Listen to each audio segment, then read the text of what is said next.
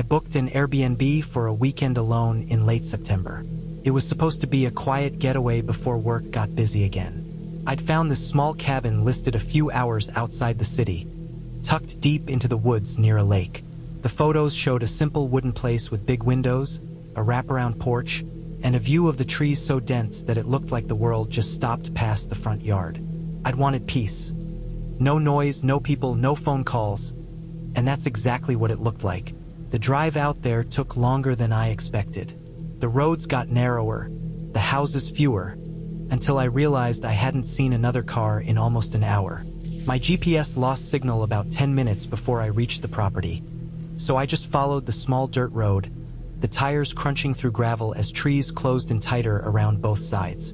There was a mailbox with the right number, rusted and leaning, and a faded sign nailed to a tree that just said, "Private." I drove up a short incline and stopped in front of the cabin. It was smaller than it looked in the photos, but still decent. A single story, with panels darkened from rain and time, and a big front window looking out toward the forest.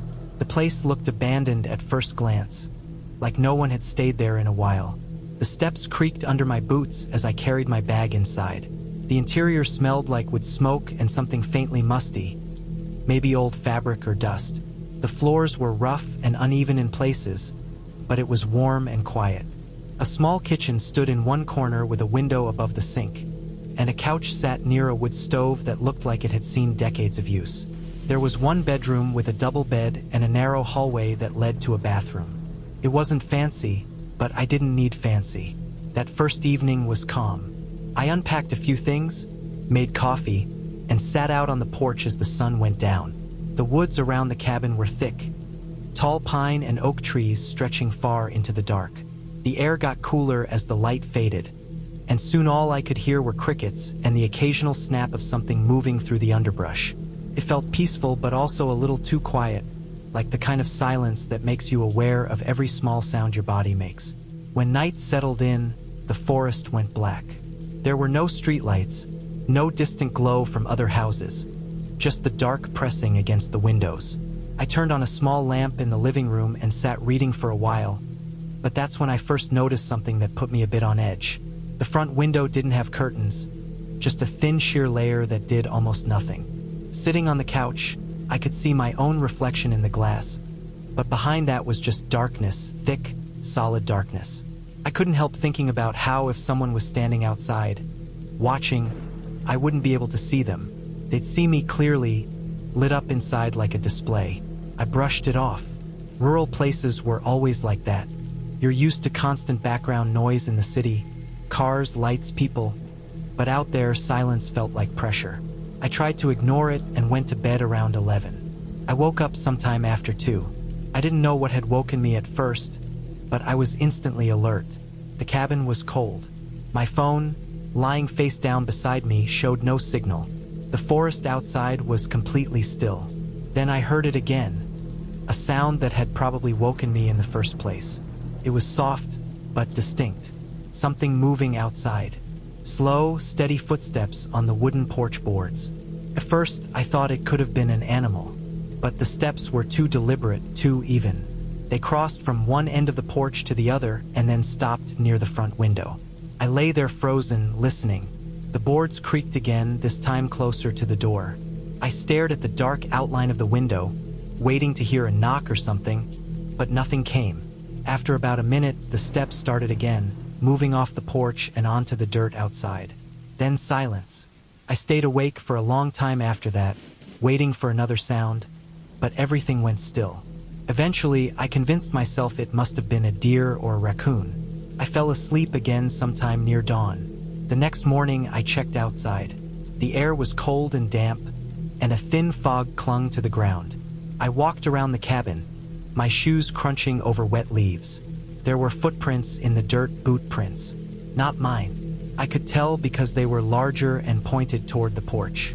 I followed them a little way, but they disappeared once the ground turned to grass and pine needles.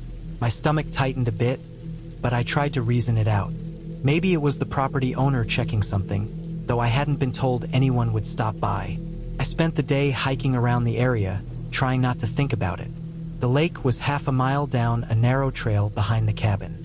The water was dark, flat, and surrounded by trees leaning so close that their branches touched the surface. It was beautiful but eerily quiet. I stayed out there until sunset, then made my way back as the sky turned orange and shadows stretched across the path. That night, I locked the doors, closed every window, and pulled a chair against the handle of the front door just for peace of mind. I kept the lights dim, not wanting to draw attention. Around midnight, I heard movement again. This time it wasn't footsteps but a faint scraping sound, like metal against wood. It came from the side of the cabin near the kitchen. I stood completely still, listening, every nerve tight. The sound stopped, then came again, slower, dragging. I finally grabbed my flashlight and turned it on. The beam cut through the darkness and reflected faintly off the window. Nothing outside. The sound stopped completely. I didn't sleep that night. I just sat there, flashlight in hand, staring at the window until the first light of morning came through. When the sun came up, I checked again. On the side of the cabin, near the kitchen window, I found scratches along the wood. Long, shallow lines like someone had dragged something sharp across it. I also noticed a cigarette, but in the dirt just below the window. I don't smoke. The uneasiness that had been sitting in the back of my mind since the first night turned into something heavier. Someone had been outside, watching. I decided I wasn't staying another night. I packed my things fast, barely stopping to eat or wash up. As I loaded my bag into the car, I noticed something else that made my skin crawl. Across the dirt road, maybe 50 feet from the cabin, the trees opened up slightly, and there was a small flat area where the ground looked disturbed, trampled and cleared. I walked closer and saw what looked like a small camp spot. A few old beer cans, some food wrappers, and an old blanket, half buried in the dirt. Someone had been sleeping there, close enough to see the cabin perfectly through the trees. I got in my car and drove off without looking back. When I reached a gas station about 20 minutes away, I got signal again and called the Airbnb host to tell them what had happened.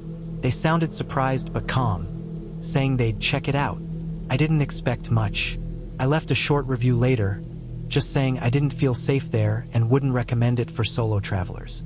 A few days later, I couldn't stop thinking about it. I looked up the listing again, but it was gone, completely removed from the site. Out of curiosity, I searched the address. The first result was a short local news article from the previous year. It mentioned a man who'd been arrested for stalking guests staying in remote rental cabins in that same county. He'd been caught after one woman found a hidden trail cam outside her window. The article said he was released after a short sentence and no one knew where he went. The cabin I stayed in was less than 5 miles from where they found his campsite. Even now, I can still remember that feeling from the first night. Sitting on the couch, looking into the black window, realizing that someone could have been standing there the entire time watching me and I would have never known. I booked the Airbnb on a Wednesday night, a week before I had to attend a work meeting in a nearby city. It wasn't a fancy place, just a small house outside of town, listed as quiet countryside stay, perfect for solo travelers. The pictures showed a cozy little one-bedroom home with wooden floors, an old-fashioned kitchen, and a wide front porch overlooking some trees. It seemed peaceful. I'd been stressed for weeks and figured some quiet might be exactly what I needed. When I arrived, the first thing I noticed was how isolated it really was.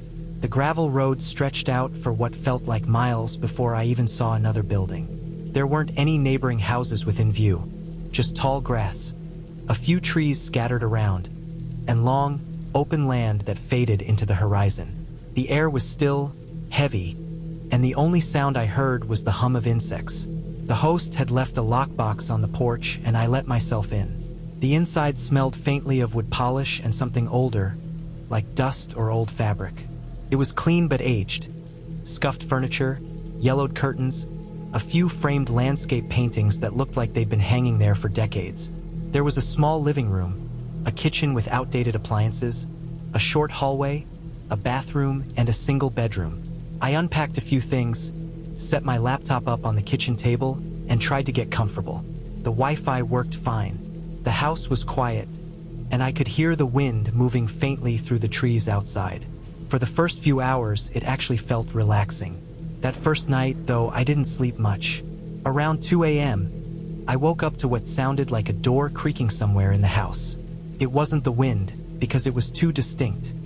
A slow, drawn-out sound, like an old hinge moving under pressure. I froze for a moment, listening. The sound didn't repeat, and I told myself it might have just been the house settling or the temperature change. Still, I kept my eyes open for a long time before falling back asleep.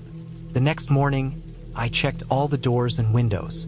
Everything was locked exactly how I'd left it. I went for a short walk down the gravel road and noticed how empty the area really was. No cars, no signs of neighbors, no barking dogs. Just long stretches of grass and a few trees leaning against the wind. The second night was when things started to feel wrong. I was lying in bed, trying to fall asleep, when I heard something faint but steady, like footsteps outside, moving along the porch. They were slow and deliberate, each step landing with the soft creak of wood. I stared at the ceiling, barely breathing. After a few seconds, I heard another step, then another. The pattern stopped near the bedroom wall, where the window faced the porch. I didn't move. I just listened. After what felt like a full minute, I got up slowly and turned on the small bedside lamp. The light spilled across the room, but the curtains were drawn tight. My first instinct was to look outside, but I stopped myself. I didn't want to. The sound hadn't come back, and I kept telling myself it might have been a stray animal. I stayed awake for hours after that, sitting up in bed, waiting for something else to happen. By morning, I felt like I hadn't slept at all. My body was tense and my head heavy. I stepped out onto the porch to see if anything looked unusual. The boards creaked under my weight, the same way I'd heard the night before. There were no footprints or anything obvious, but one thing stood out. The lockbox where I'd gotten the key was open. I was sure I'd closed it the first night. I snapped it shut again and told myself maybe I'd just forgotten. I tried not to think about it.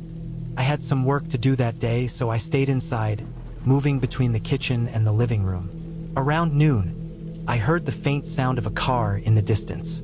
I looked out through the front window and saw a white sedan slowly driving down the gravel road. It passed by the house, slowed down a bit, then sped up again and disappeared around a bend. That road wasn't exactly a common route, so it stood out to me. The third night, I tried to make sure I was fully prepared. I double-checked every door and window, left a light on in the kitchen, and even set a chair against the front door. Around midnight, I finally drifted off. Sometime later, I woke up again, but this time not from a sound, from a feeling.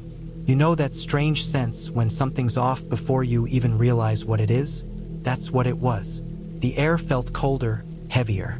I could see faint light from the kitchen leaking under the bedroom door. I sat up, trying to focus, and then I heard it. The unmistakable sound of movement inside the house. Not outside this time. Inside. It wasn't loud. Just the faintest creak of a floorboard. Then another. I felt my chest tighten. I looked toward the door and saw a faint shadow move across the thin strip of light on the floor. Someone walking past the kitchen light. My throat went dry. I didn't move. The steps were slow, steady, moving toward the hallway.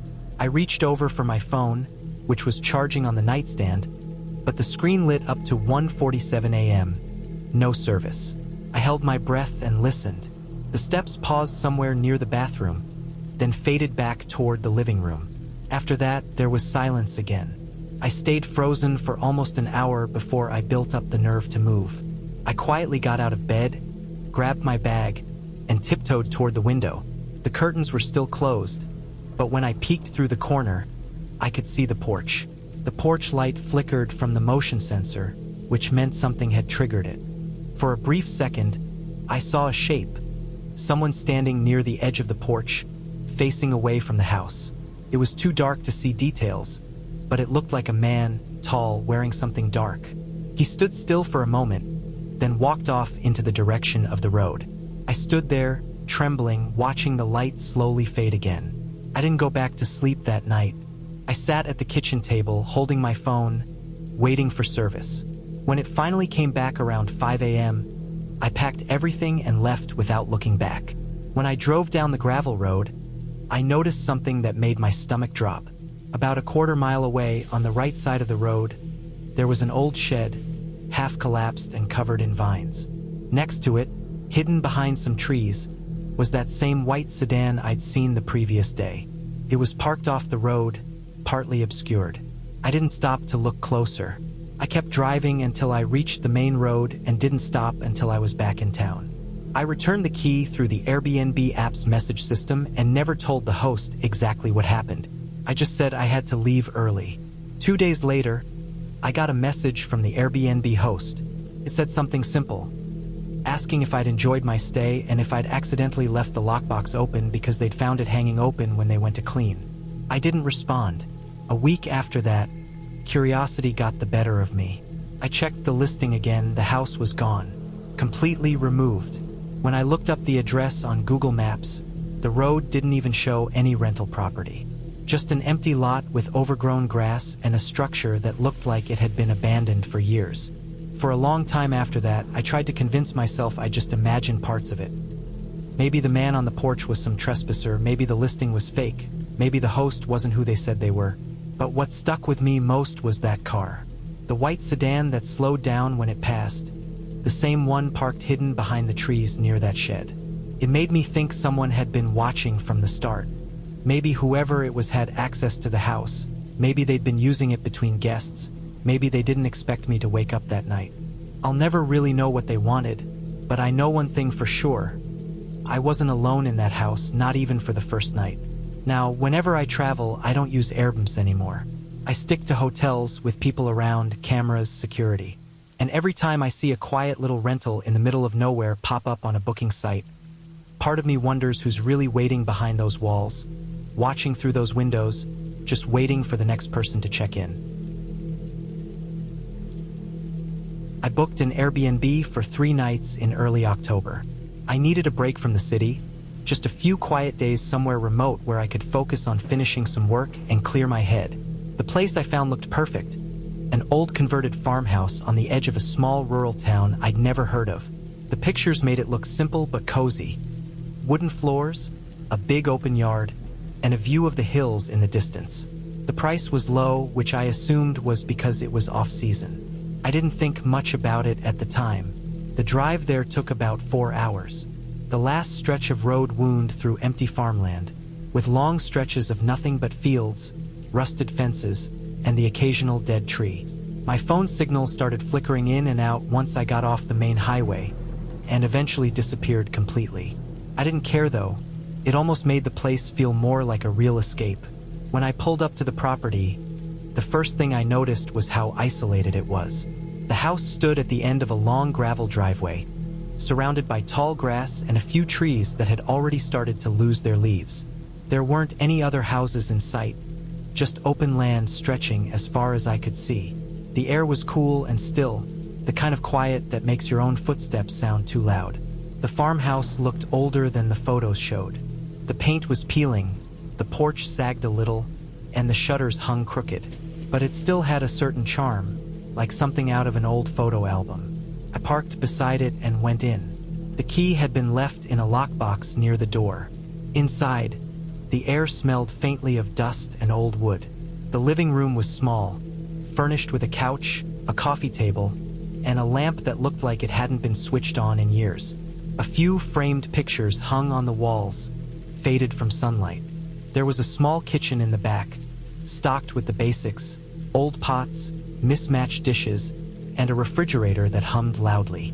Upstairs, there were 2 bedrooms, but I only needed one. It was quiet, completely silent except for the creaking of the floorboards when I walked. I unpacked a few things, set up my laptop, and made coffee.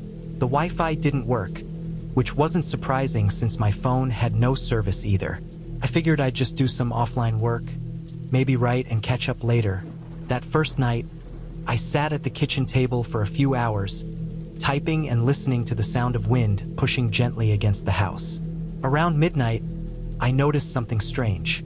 Every so often, I'd hear this faint noise outside, like gravel shifting under weight.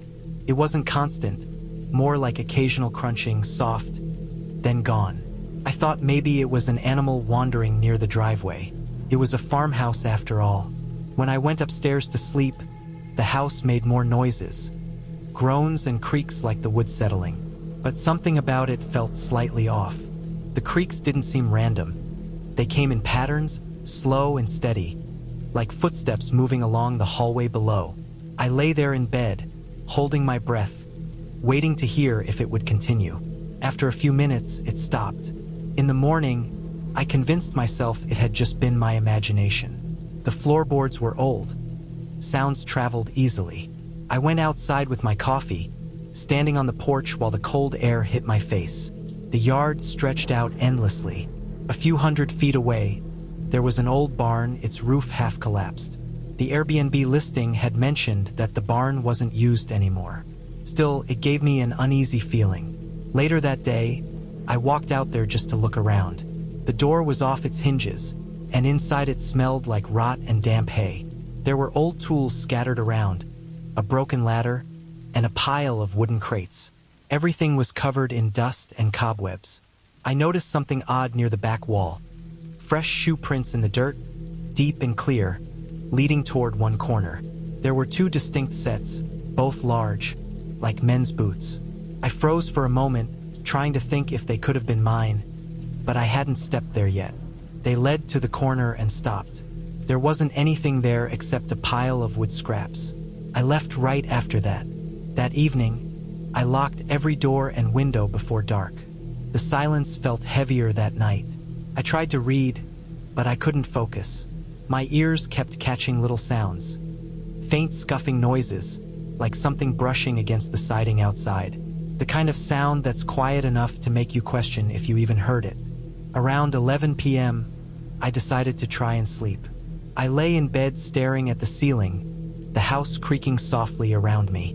Then I heard it again, footsteps. Not upstairs, but outside. They moved slowly across the gravel. The same steady crunching I'd heard the night before. My heart started pounding. The footsteps stopped near the porch. I didn't move. I just listened. After maybe 30 seconds, I heard the faint sound of wood shifting. The porch boards creaked one at a time. Whoever or whatever was out there was standing right outside the front door. Then silence. I lay frozen for almost an hour, barely breathing, staring at the dark doorway of the bedroom. Every instinct told me not to move. When I finally worked up the nerve to peek out the window, I saw nothing. The yard was empty. In the morning, I went outside to check. The grass was wet with dew, and the gravel driveway was scattered with footprints. Human ones, large and fresh. They led from the main road up to the porch, then back again. No car tracks, no tire marks, just prints. At that point, I should have left, but I didn't. I kept telling myself it was probably some local who cut through the property. Maybe a neighbor checking the area. I'd already paid for 3 nights, and I didn't want to seem paranoid. That day passed uneventfully, but I couldn't shake the tension. Every time I looked out the window, I expected to see someone standing in the yard. The barn looked darker somehow, like the shadows inside it had thickened. When night came again, I couldn't relax. I turned off all the lights and sat near the window, staring out at the yard. The moon was faint, the air cold enough that my breath fogged the glass. Hours passed without movement. I almost started to feel stupid for being so jumpy. Then I saw it. Far out in the yard, near the barn, something moved. A figure. Someone walking slowly toward the house. My stomach dropped. They weren't carrying a light, just moving steadily, as if they knew exactly where they were going. I could barely see the outline, but I could tell it was a man. Tall, wearing something dark. He stopped halfway across the yard and stood there, motionless, facing the house. I sat perfectly still, barely daring to breathe. Minutes passed. He didn't move. He just stood there. Eventually, he turned and walked back toward the barn, disappearing inside. I stayed awake the entire night, every sound amplified, every shadow looking wrong. When the first light came, I packed everything in a rush. I didn't even make coffee. I loaded the car as fast as I could and drove straight out of there. I didn't look back once. About an hour later, I found a small diner by the main road. I stopped for breakfast and finally got signal on my phone. I opened the Airbnb app to message the host, but the listing was gone, completely deleted. No record of the property, no host profile, nothing. Out of curiosity, I searched the address online. The first thing that came up was a short local news article from 3 years earlier. It mentioned an abandoned farmhouse on that same road being used by a man who had been living there illegally. He'd been caught after police found hidden cameras set up inside and around the property, facing the windows and doorways. They'd removed him, but apparently, the house was never officially resold or reopened. It wasn't even supposed to be rented out. Someone had relisted it using fake details, and whoever was living there hadn't left. When I think back on those nights, I realize how easily things could have gone differently. I'd slept in that house while someone was probably watching, waiting outside, maybe even using that barn as his hideout. It still makes me sick to think about how close he must have been, just standing there in the dark, listening to me move around inside. I rented an Airbnb in late August, thinking a few quiet days in the countryside would help me clear my mind. It had been a stressful summer, and I wanted somewhere far from the noise of the city. No traffic, no neighbors, just peace.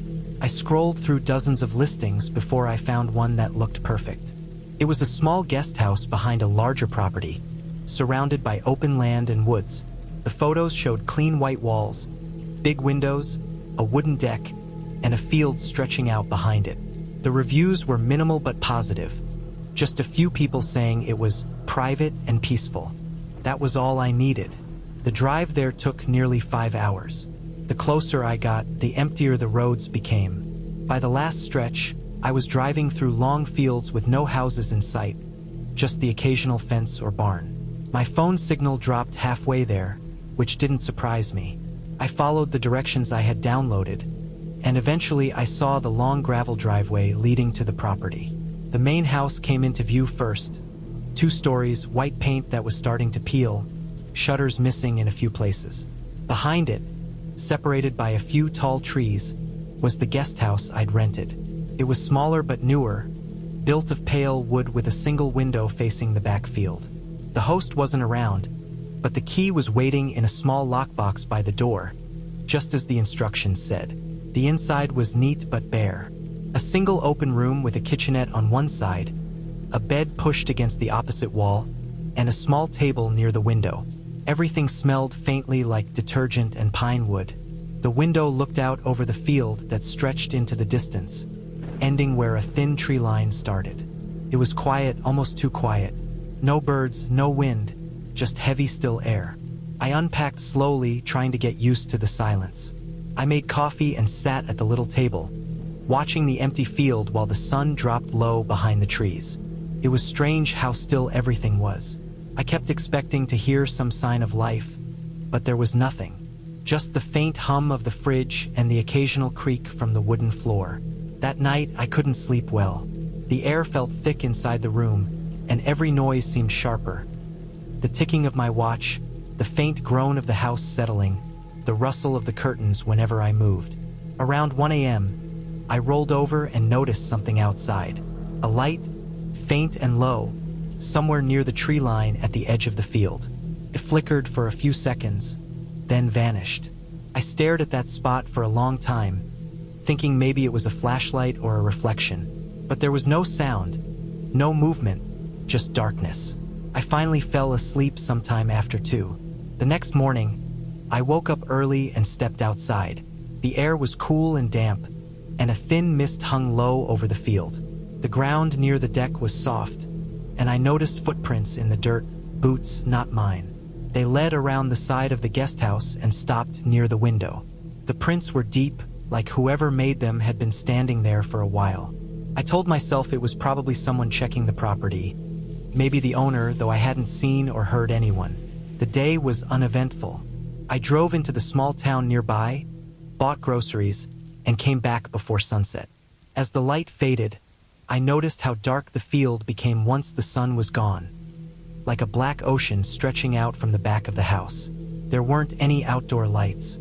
I left the blinds half closed that night and tried not to look outside. It must have been around midnight when I woke up again. A noise pulled me out of sleep. A faint scraping sound, steady and slow, coming from outside, stopped, then started again. It sounded like metal against wood. I stayed perfectly still, listening. After a minute, it stopped. Then I heard a soft thud, like something brushing the side of the house. I turned my head toward the window. The curtain was partly open, and I could see the faint reflection of the room on the glass. For a few seconds, I thought I saw movement, something dark just beyond the window, but it could have been my eyes adjusting. I didn't move for a long time. The sound didn't come back. Eventually, I must have drifted into a light, uneasy sleep. In the morning, I checked the area outside again. Along the bottom of the wall under the window, I saw faint scratches, like someone had run a metal object along the wood. Near the edge of the deck, there was a cigarette but pressed into the dirt. I don't smoke, and there hadn't been one there the day before. My stomach tightened. I decided to walk the property a bit, just to calm myself. Behind the guest house, the field stretched out for what felt like half a mile before it met the trees. The ground was uneven, with patches of dry grass and weeds. As I got closer to the tree line, I noticed a narrow path cutting between the trees, faint but clear. It looked like it had been walked recently. The grass pressed flat, the dirt disturbed. I stopped a few feet from it, staring into the shadows between the trees. The air was still again, heavy and silent. I didn't go any farther. Back inside, I kept the curtains closed. The quiet wasn't peaceful anymore. It felt watchful. Every sound made my heart jump. Every creak of the floor made me think someone was outside again. By evening, I was sure I wanted to leave in the morning. I packed most of my stuff early and tried to distract myself by writing on my laptop.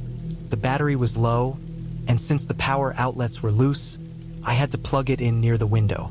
I didn't like being that close to it, but I didn't have a choice. Around 10, the power went out. The whole place went black. My first thought was that maybe a fuse blew, but the main house was dark too. Outside, the sky was clear, and I could just barely see the field under the moonlight. I used the flashlight on my phone to move around, trying to decide if I should go check the breaker panel outside. Then I saw something that made me freeze. At the far edge of the field, near the tree line, a shape moved.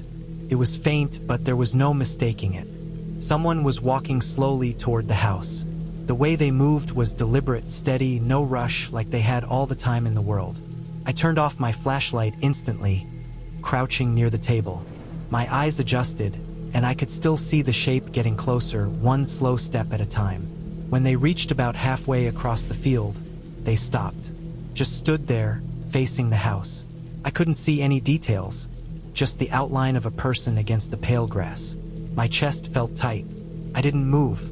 After what felt like minutes, they turned and walked toward the side of the house, out of view. My heart was pounding so hard it hurt. I stayed still, barely breathing. Then I heard it, the creak of the deck boards, slow and careful, one at a time. Then nothing. I sat there in total silence, not daring to move until the sky outside began to lighten. When the sun finally rose, I grabbed my bag, threw everything inside, and ran to the car. My hands were shaking so badly that I dropped the keys twice before getting them in the ignition. I didn't look back as I pulled out of the driveway and drove down that long gravel road until the property disappeared from view. At the first gas station I found, I stopped and sat in the car for a long time, trying to steady myself. I turned on my phone, and the signal finally came back. I went on Airbnb to report what happened, but when I searched for the listing, it was gone, completely removed. The profile that had posted it was gone too. I emailed Airbnb support, explaining everything, but all they said was that the listing had been taken down for policy violations. They didn't say what that meant. A week later, still unsettled, I decided to dig a little deeper. I searched the address online and eventually found an old property record showing the main house had been foreclosed years ago. The guest house had been built later, apparently by someone who'd moved in without any permits. According to one small local article I found buried online, police had found evidence of someone living on the property illegally after neighbors reported lights and movement. They'd cleared it, but the report was almost a year old. I realized then that the listing I'd booked was fake. Someone was using that property again, pretending to rent it out. Whoever I saw that night wasn't passing by, and they weren't lost. They were living there or hiding there, watching, waiting for someone like me to show up. Even now, I still see that empty field when I close my eyes, the faint outline of someone standing halfway across it, motionless, as if they knew I couldn't go anywhere, as if they'd been waiting for me long before I ever arrived. I booked an Airbnb for a week in early September. It was in a small mountain town that I'd never been to before, about 6 hours from where I lived. I wanted quiet, somewhere I could disconnect, right, and not see anyone for a few days. The listing looked perfect. It was a small wooden cabin at the edge of town, tucked right next to a forest. The photos showed a big porch, a stone fireplace, and a window view of the trees. It looked peaceful and empty. The reviews were short but good. People said it was private and clean. That was enough for me. I drove up there on a Friday morning. The road started off smooth, but once I got closer to the mountains, they narrowed into winding 2-lane roads that climbed steeply through dense woods. The trees on both sides leaned in so close that sunlight barely reached the pavement. The GPS lost signal halfway up, but there were printed directions in the booking confirmation, so I followed those. When I reached the property, I almost drove past it. The cabin sat back from the road, hidden behind a line of thick trees. The driveway was a long dirt path covered in fallen leaves. The cabin itself looked older than the pictures. The wood was darker, the porch steps sagged, and there was moss creeping up the lower panels. The yard around it was overgrown, and the forest behind it was dense and silent. There was no sound of cars, no people, no movement at all. The key was in a small metal lockbox by the door, just like the host had said. Inside, the cabin was simple but neat. One open room with a bed, a small kitchenette, a table, and a single bathroom. The walls were made of dark wood, and the air smelled like dust and old pine. The place looked like it hadn't been used in a while. There was no TV, no Wi-Fi, and my phone showed no signal. That was part of why I'd come out there, to unplug. The first day was calm. I unpacked, made some coffee, and sat on the porch for a while.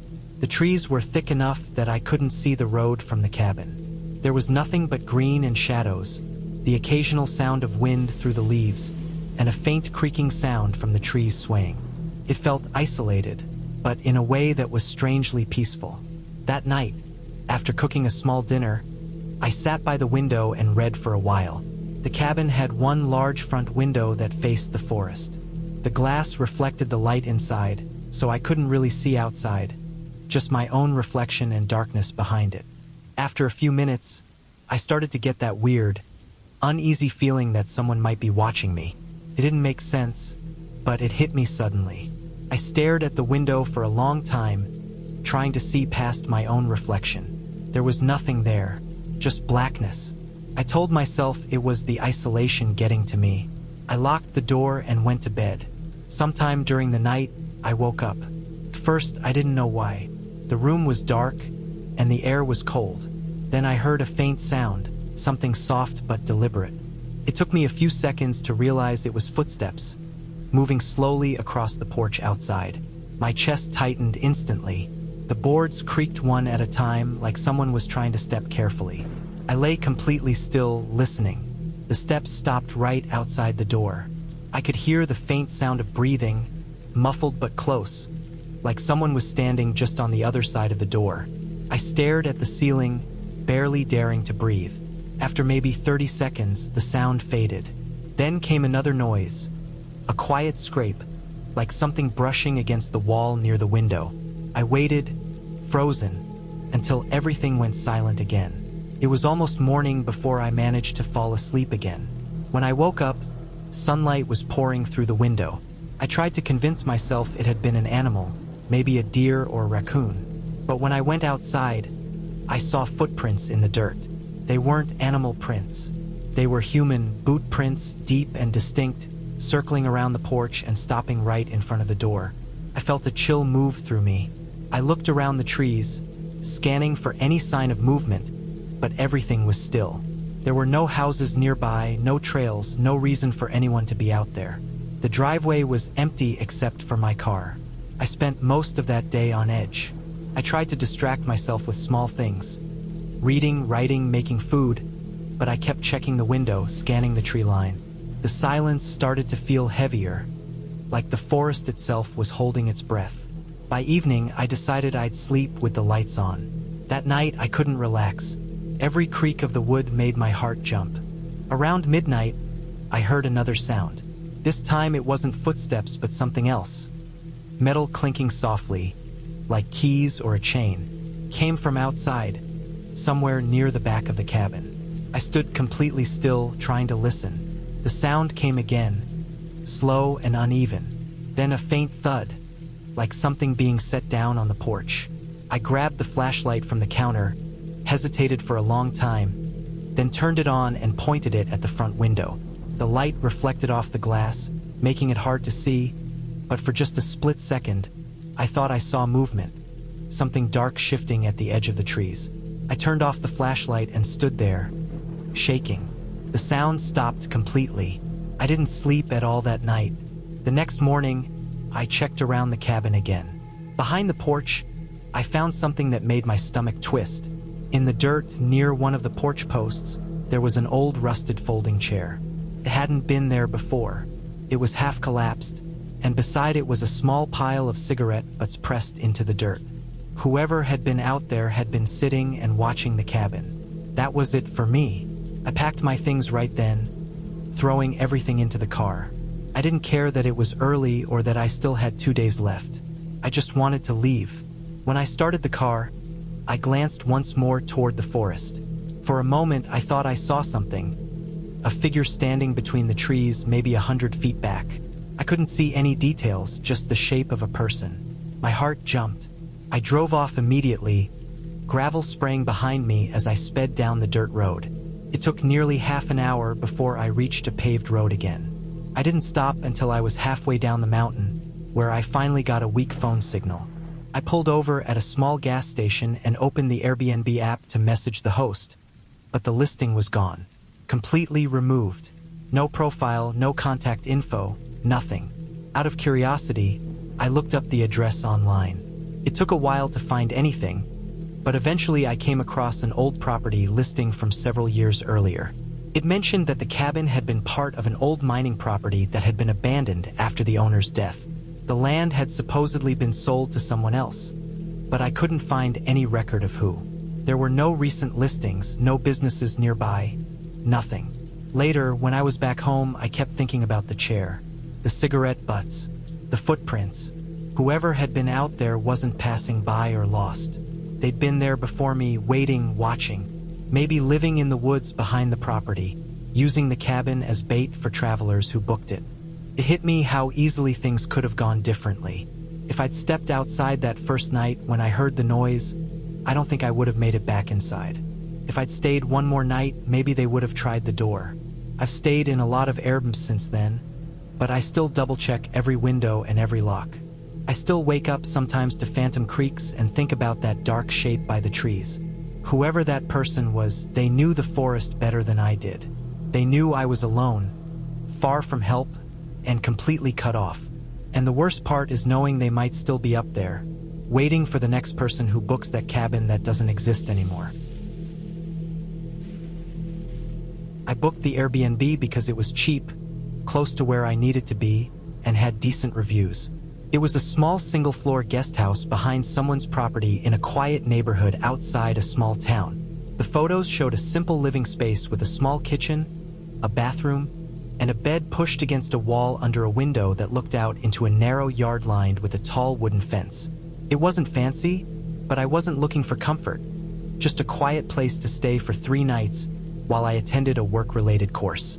The host's instructions were detailed and polite. There was a lockbox by the back gate, and I was told to park on the street because the driveway was for the main house. I arrived a little before sunset, around 6:30 p.m. The air was cool, the neighborhood calm. The main house looked normal, freshly painted, a couple of kids' toys in the front yard. The backyard where the guest house sat was separated by a tall wooden fence and a narrow gravel path that led to the gate. When I stepped inside, The place smelled faintly like bleach and old wood. The floor creaked slightly under my shoes. Everything looked just like the pictures: small couch, coffee table, bed, compact fridge, microwave, and a small counter with 2 bar stools. There was a small window above the sink and another on the far wall near the bed. Both had blinds that were half open, showing the wooden fence only a few feet away. I unpacked a little, made some food, and settled in. By the time it was dark, I had my laptop open on the couch, just going through some emails. The night was quiet, except for the occasional car driving by in the distance. Around 10:30, I got up to lock the door. It had one of those key code locks, so I pressed the lock button and tugged to make sure it was secure. As I was turning off the kitchen light, I noticed the window above the sink was slightly open, maybe half an inch. I didn't remember opening it, but I figured maybe the cleaner had left it like that. I slid it shut and twisted the latch. When I finally lay down, I realized how thin the walls felt. Every sound seemed amplified: the hum of the fridge, the faint ticking of the clock on the wall, even the sound of the wind outside brushing against the fence. I couldn't sleep for a while. I kept thinking about how isolated the little house felt. There were no curtains thick enough to really block the outside. If someone stood by that fence, I wouldn't see them, but they'd be close enough to hear everything inside. I must have dozed off because I woke up to a faint noise. It was around 2:15 a.m. It wasn't loud, just a soft scraping sound coming from near the kitchen window. It sounded like someone brushing something against the siding. I froze, just listening. It stopped after a few seconds. I told myself it was probably a branch moving in the wind. But the air had been still when I arrived, and there weren't any trees close to the window. I stayed awake for another half hour, staring at the ceiling, waiting to hear something again. Nothing came. Eventually, I drifted back to sleep. The next morning, everything looked normal. I checked the window, still locked. I made breakfast, took a shower, and went out for most of the day. When I came back that evening, the host's dog from the main house barked at me from behind the fence. It startled me because I hadn't seen or heard it before. It was a big brown dog, heavy-looking, with cloudy eyes. It barked for a long time, even after I went inside. That night, I made sure everything was locked early. Around midnight, I noticed something odd. The small rug by the door was slightly folded, like someone had stepped on it while entering. I had straightened it earlier that day before I went out. I couldn't remember tripping over it or moving it when I got back. I brushed it off, thinking maybe I just hadn't noticed. But then I saw the faintest smudge near the doorknob. It looked like a fingerprint. I checked the door again, locked, same code light on. I stood there for a minute, just staring at it, trying to convince myself it was from when I came in. I went to bed but couldn't stop thinking about it. Around 3 a.m., I woke up again. There was another sound. This time it wasn't from the kitchen side. It came from outside the bedroom window. It was a faint, rhythmic sound, almost like footsteps on gravel. Slow, deliberate steps moving back and forth just beyond the fence line. I held my breath. The sound stopped. I waited, eyes wide open in the darkness, staring at the blinds. I could see faint movement through the thin fabric, shadows, maybe just from my own shifting eyes, but it made my skin crawl. I lay there for almost an hour, unmoving, until I finally forced myself to peek through the blinds. The yard looked empty. The fence stood tall and still. No one there. I dropped the blinds and decided not to look again. I didn't sleep much after that. The next morning, I checked outside before I left. There were footprints in the thin layer of dust on the gravel near the window. They weren't very clear, but they looked fresh. The prints led from the fence to the side of the guest house and then back again. I took a photo with my phone, just in case, and told myself maybe it was the host checking something late at night. Still, it didn't feel right. That evening, I got back just before dark. The dog barked again when I walked down the gravel path. Same low, angry bark. I looked toward the main house but saw no lights inside. The guest house felt colder that night. I double-checked every window and the door, made sure the curtains were closed tight. I even pushed a chair against the front door before going to bed, just for peace of mind. Around 1 a.m., I woke to a sound that made my chest tighten instantly. The creak of the floor. Inside, very faint, but unmistakable. I stayed perfectly still, listening. The sound came again, slow, uneven, like someone taking cautious steps.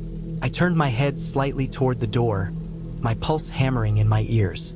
The chair I had wedged against the door was still there, at least from what I could see in the faint glow from the digital clock. I couldn't see the rest of the room clearly, but I could feel the air. It had changed. There was a heaviness, a quiet shift in pressure that didn't feel right. Another sound, a faint rustle, closer to the kitchen. Then nothing. I sat up slowly, trying not to make the bed creak. I reached for my phone on the nightstand, but my hands were shaking so badly I almost dropped it. I turned on the flashlight and pointed it toward the door. Nothing. The beam shook as I moved it around. The room looked empty. I forced myself to get up. Every step felt like walking through water. I checked the bathroom first, empty. The kitchen was clear too.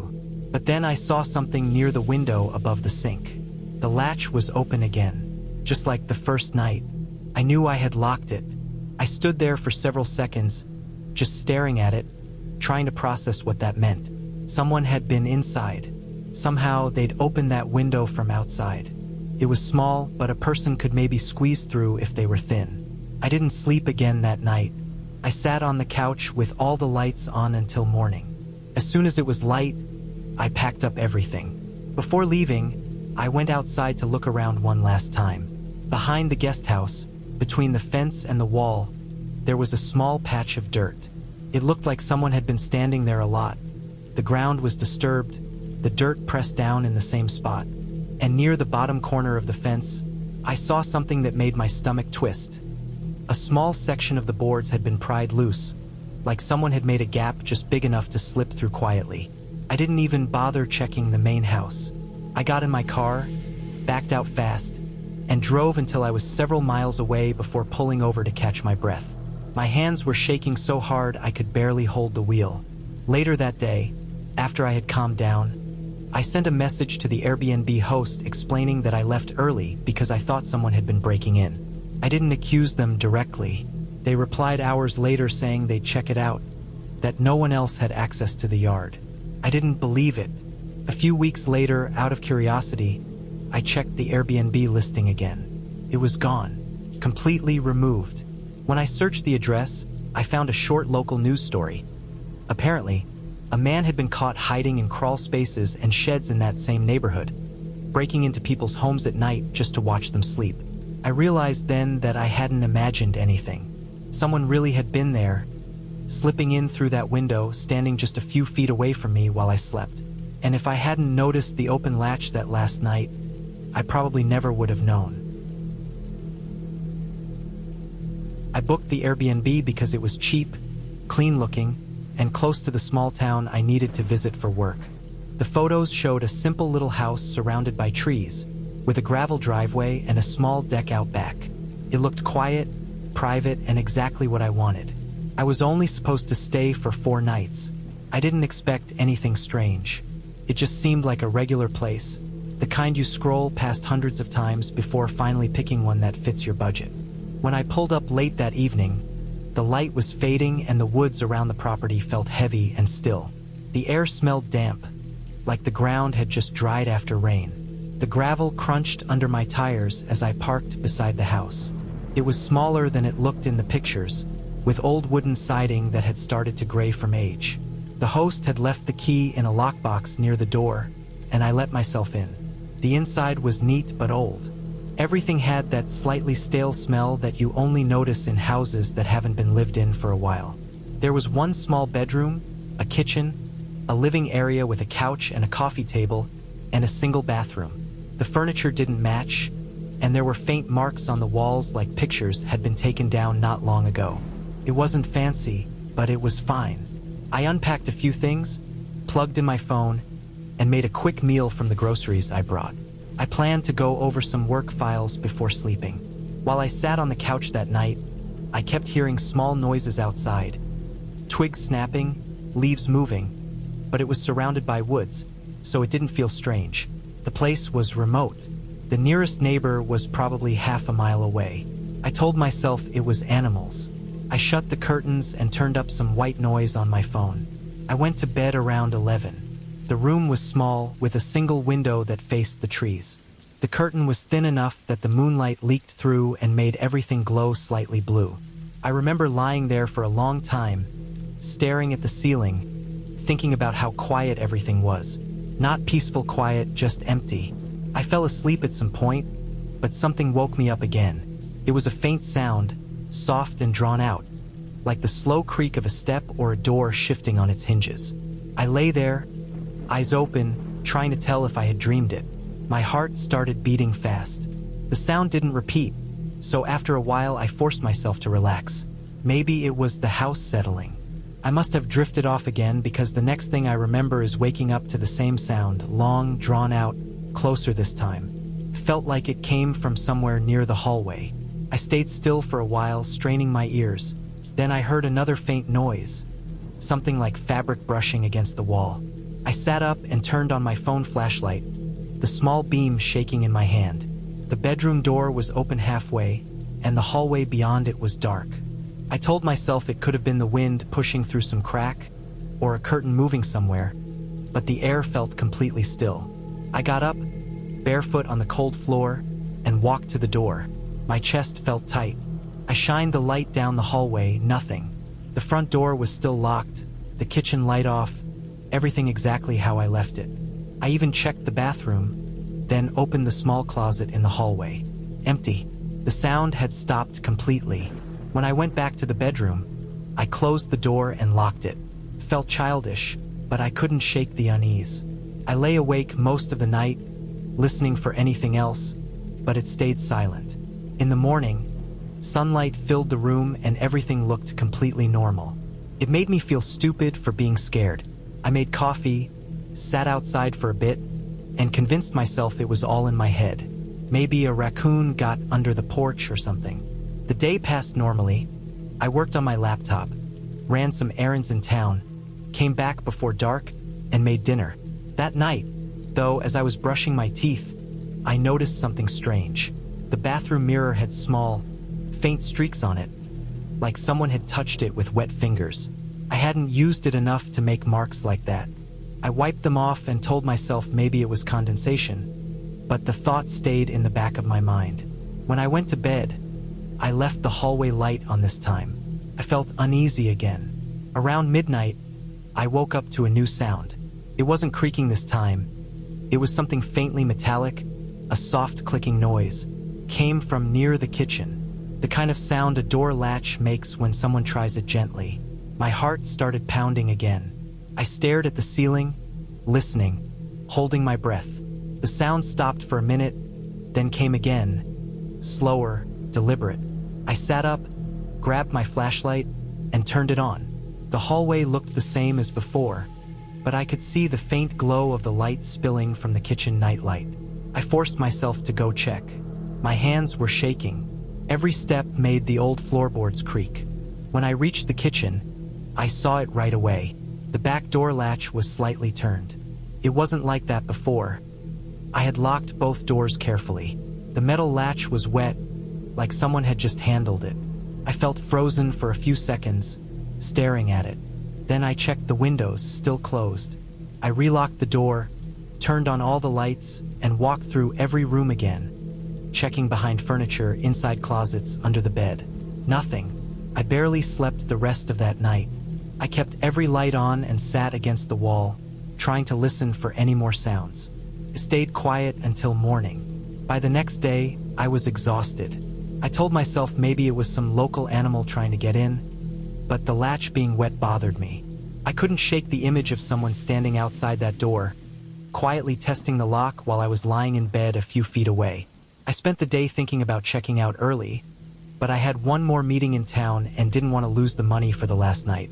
I told myself I'd just leave first thing in the morning. I even set an alarm for 5 a.m. so I could pack before sunrise. That night, I triple-checked both doors, moved a chair under the front knob, and made sure every curtain was closed tight. I tried to sleep, but I couldn't. The air in the house felt heavier than before, like the walls themselves were holding their breath.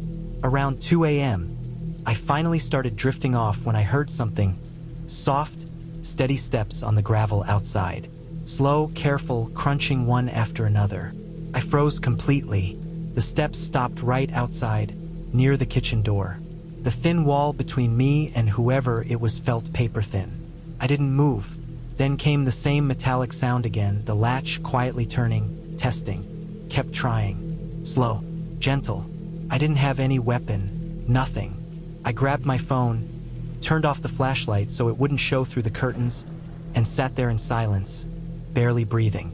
The latch sound stopped after a few seconds.